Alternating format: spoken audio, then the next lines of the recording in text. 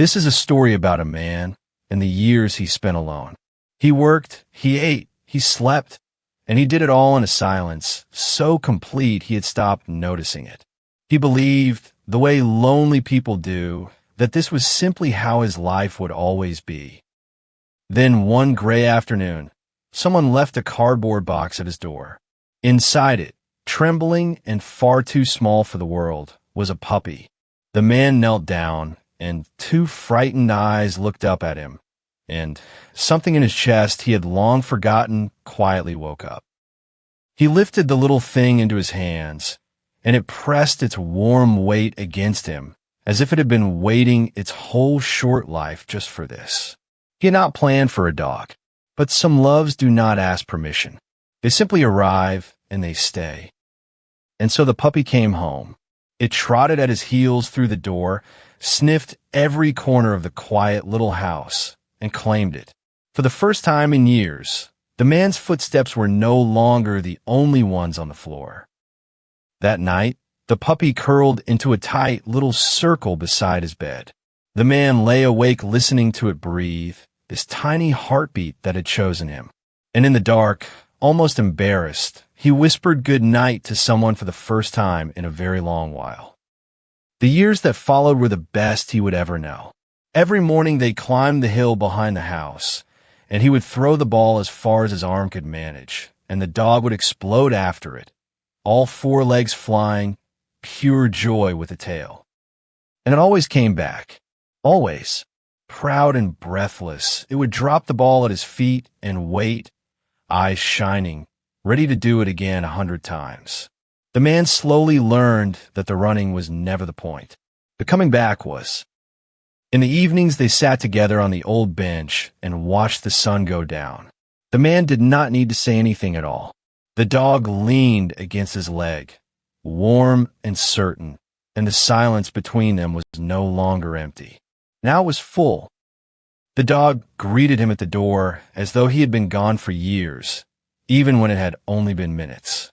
It leapt and spun and knocked him backward, and the man, who had once forgotten how, found himself laughing out loud in his own kitchen.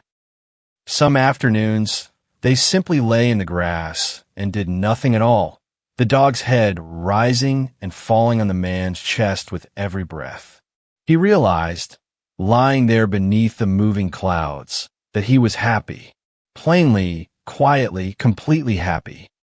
When the rains came, they shared one small umbrella. The dog pressed against his shins, both of them soaked anyway, and neither of them caring at all. Bad weather, the man discovered, is a very different thing when there is someone beside you to be cold with. They walked the same streets every day, past the same houses and the same neighbors, the leash slack between them because it was never really needed. They were not a man and his dog anymore. They were two old friends going nowhere in particular together. On quiet nights, the man read in his chair while the dog slept across his feet, a warm and gentle weight anchoring him to the world. He had spent so many years afraid of the silence. Now the silence had a heartbeat, and he loved it.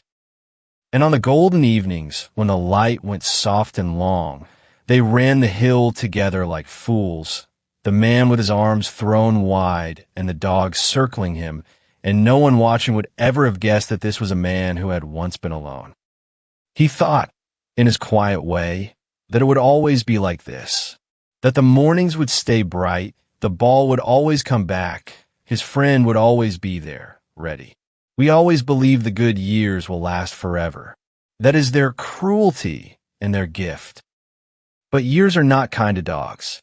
One evening on the bench, the man noticed his friend lower itself down more slowly than before, with a small and careful sigh. He rested his hand on the graying head and pretended, for both their sakes, not to understand what it meant.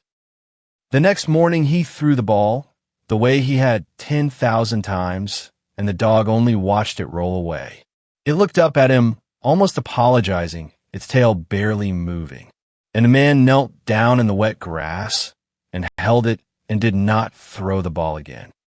Their walks grew shorter and slower. The dog moved stiffly now, a careful step behind, and the man matched its pace without ever being asked, because that is what you do for someone you love. You slow down. You let the walk be whatever they can give. At night, he no longer let the dog sleep on the cold floor. He lay down beside it on the blanket, one arm draped over the frail little body, listening to each breath the way he had on the very first night, counting them, grateful for every single one. And when a morning came that it could no longer rise on its own, the man gathered it into his arms, exactly as he had on the day it arrived, so small now, so light. It rested its head against his chest, and he carried it the way you carry something holy. They went to the bench one last time, the dog lying across his lap, the sun going down the way it had 1,000 evenings before. He stroked the soft gray head and thanked it, quietly, for every single day. And there, in the last warm light, his friend slipped gently away. He buried it on the hill, where the mornings had always been brightest. And then he knelt beside the small mound for a very long time, in a silence that was suddenly, unbearably, the old silence again. The empty kind, the kind he had almost forgotten how to hear. The house was the cruelest part. The empty bowl by the door. The leash on its hook that no one would ever need again. He kept finding himself listening for footsteps that did not come, and the quiet rushed back in to fill every room it had once been kept out of. He still climbed the hill each evening. He still sat on the bench, but the warm weight against his leg was gone, and he would stare at the empty place beside him where a whole life had once leaned, and he let himself, at last, miss it with his whole heart. Some nights he dreamed of it young again, racing across an endless field toward a low gold sun, ears flying, free of all its pain, looking back over its shoulder as if to say, "Come on, keep up." And he would wake with his face wet and, oddly, gently comforted. He kept one small picture of it beside his chair, and some evenings he would simply hold it and remember. Not the ending, the mornings, the ball, the leaning. A man could spend the rest of his life grateful, he thought, just for having been chosen once.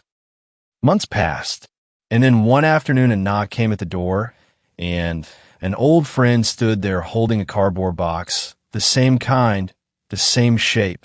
Inside it, trembling and far too small for the world, was a puppy, looking up at him with two frightened eyes. The man's heart pulled in two directions at once. To love again is to promise, all over again, to one day grieve. He knelt down slowly, hesitating, while the tiny thing watched him and waited, exactly the way the first one had, patient and trusting and brand new. And then he lifted it into his hands, and it pressed its warm weight against him, and he finally understood. The point had never been to avoid the ending. The point was the leaning, the mornings, the love itself. So he held the puppy close and chose it gladly all over again. And the next evening, he climbed the hill once more, a new little friend trotting at his heels toward the same old bench and the same gold sun. The pain had been real, but so had the joy, and a faithful heart, he had learned, is never really given just once.